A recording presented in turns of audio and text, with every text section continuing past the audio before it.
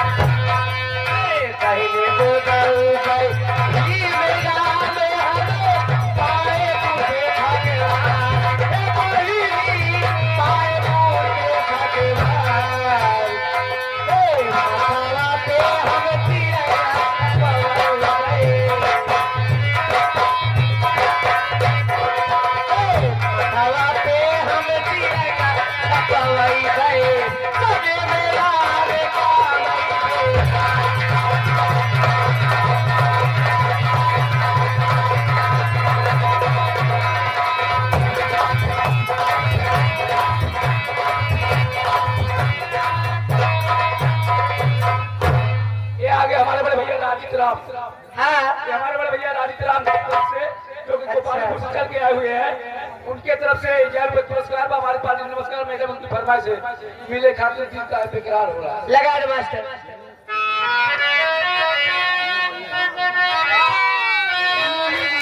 कहाँ बताई हो गोपालीपुर वाले ऐसे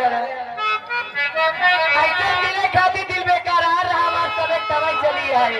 ये आ गए हमारे भारतलाल गौतम भैया। हमारे भारतलाल गौतम भैया की तरफ से 100 की नोट से जी 21 रुपए का पुरस्कार दे हमारी पार्टी हार्दिक स्वागत है भैया को देखो जो कि रघईपुर से चल के आए हुए हैं। अच्छा, बड़ी दूर से आई है हो।